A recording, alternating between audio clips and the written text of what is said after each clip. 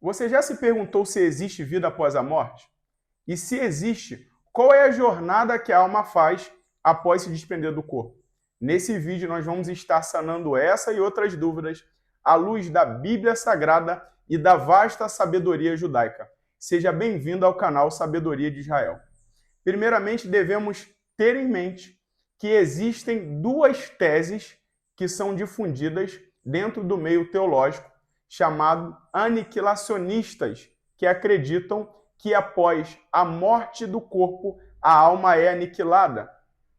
Existe também um outro segmento que acredita no que é chamado de psicopaniquia, ou seja, que após a morte, a alma ela entra em um estado de sono, de inconsciência, e ela ressurge novamente apenas no momento do julgamento futuro. Essas duas teses teológicas serão confrontadas hoje e nós veremos que elas não condizem com aquilo que a Bíblia Sagrada traz e também com aquilo que os textos da sabedoria judaica nos expõem. Abra sua Bíblia comigo primeiramente em 2 Coríntios, capítulo de número 5, versículo de número 8.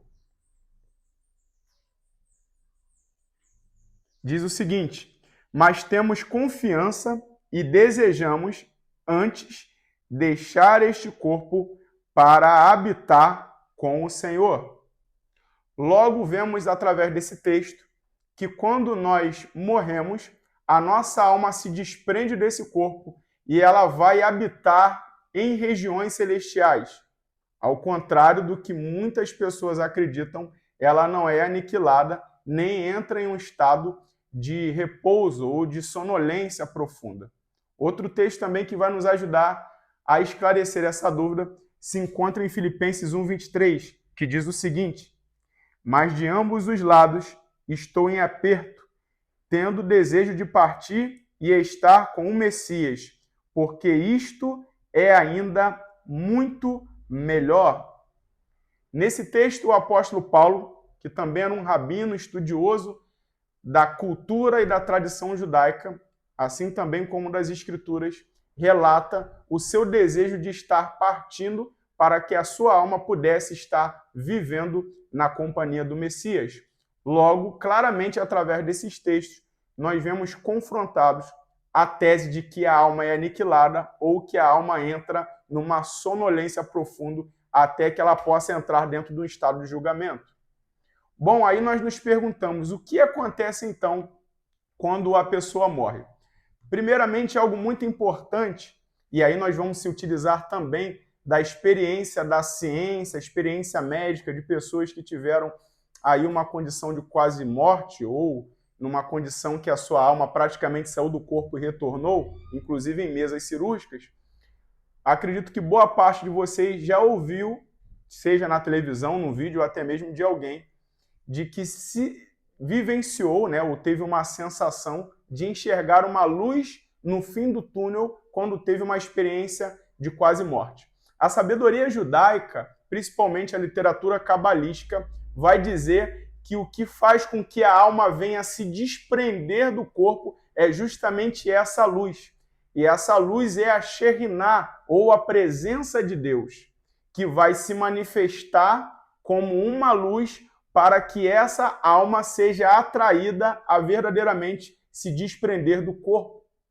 A alma é atraída pelo estado de pacificação, de bondade, de plenitude, a qual a presença de Deus proporciona, e automaticamente essa luz atrai essa alma para que ela possa sair.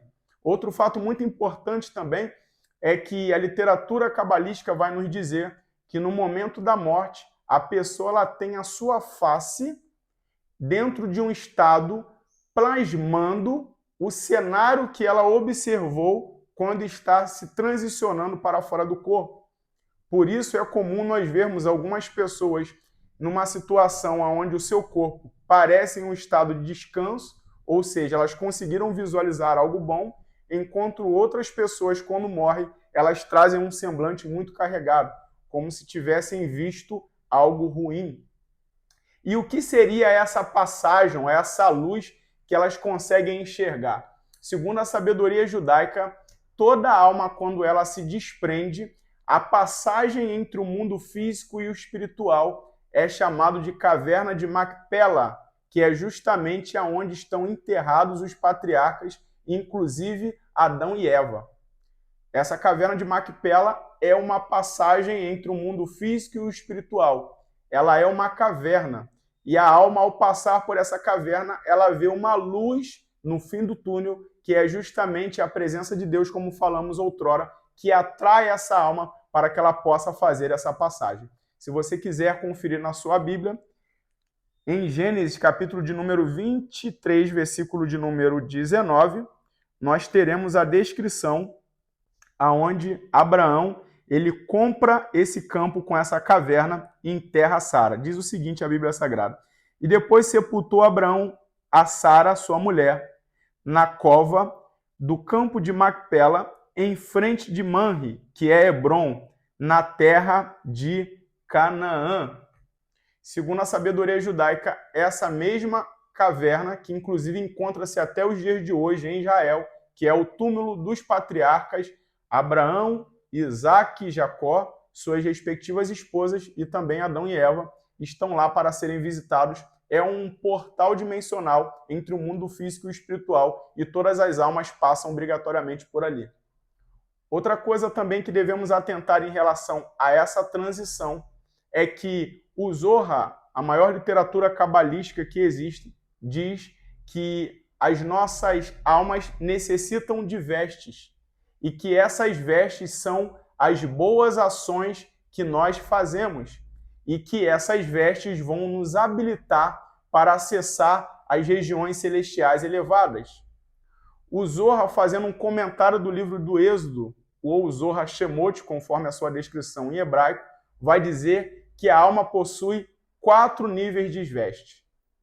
O primeiro nível de veste da alma é a fé. O segundo nível de veste da alma é a caridade. O terceiro é a misericórdia e o quarto, a verdade. Ou seja, cada vez que nós praticamos uma boa obra, usamos a nossa fé, praticamos a caridade, praticamos a misericórdia, usamos para com a verdade, automaticamente nós estamos trazendo vestes espirituais para as nossas almas e nos habilitando para que, após a nossa passagem, possamos acessar regiões celestiais mais elevadas. O mestre Yeshua, a quem nós conhecemos popularmente como Jesus, também fez uma citação acerca disso em uma parábola. Em Mateus, capítulo de número 22, nós vamos ver Yeshua, Jesus, falando sobre isso. No versículo de número 11, ele diz: e o rei, entrando para ver os convidados, viu ali um homem que não estava trajado com vestes nupciais. O que vai acontecer nessa parábola que é dita? Fala-se sobre uma festa, um banquete, a qual o rei faz em comemoração às núpcias do seu filho. E dentro desse contexto, algumas pessoas são convidadas, mas não comparecem. Ele começa a abrir o convite para outras. E no momento da festa, o rei se depara com alguém que não estava trajado de acordo com aquele ambiente. E ele é lançado fora daquele ambiente de realeza, representando assim locais espirituais elevados.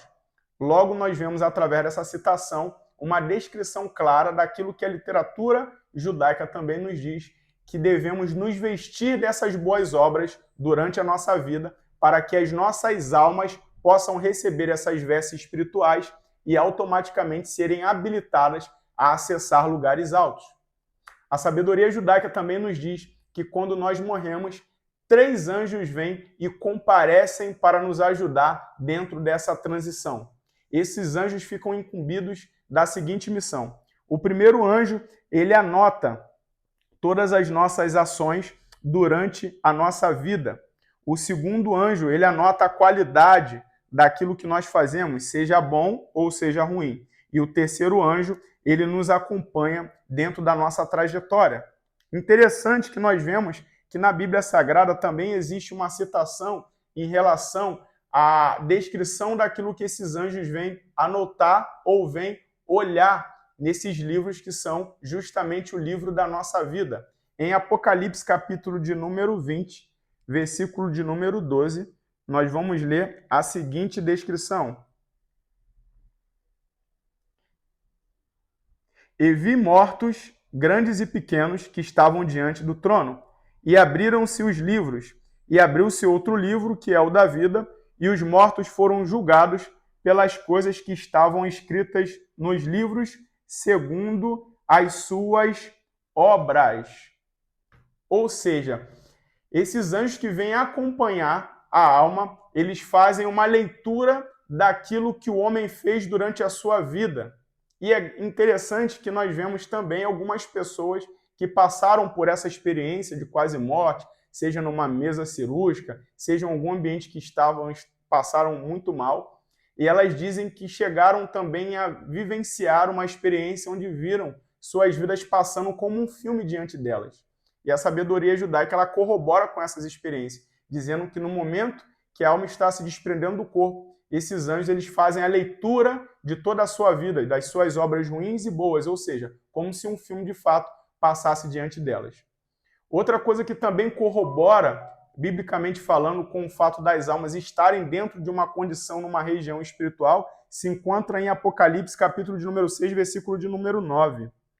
Apocalipse, capítulo de número 6, versículo de número 9, diz: E havendo aberto o quinto selo, vi debaixo do altar as almas dos que foram mortos por amor da palavra de Deus e por amor do testemunho que deram.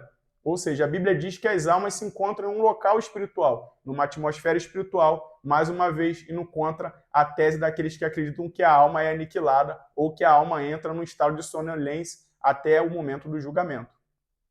Dentro dessa condição, a sabedoria judaica também acredita que para ajudar essas almas a fazer essa transição, em alguns momentos, parentes que estão do outro lado, ou seja, já fizeram essa passagem, podem vir para auxiliar as almas a estarem indo para as regiões espirituais. E também isso corrobora com experiências de pessoas que também chegaram a ver parentes dentro de uma condição ali de quase morte, que tiveram no hospital ou em outro ambiente onde estavam doentes. E diante desse cenário, essas almas elas são transicionadas e, de acordo com a sua elevação, elas são alocadas dentro de uma atmosfera. Seja ela uma atmosfera boa, elevada, seja ela numa atmosfera ruim. Espero que esse vídeo tenha te ajudado. Te convido a curtir esse vídeo, se inscrever no nosso canal e ativar o sininho para que você possa estar assim atento aos próximos vídeos.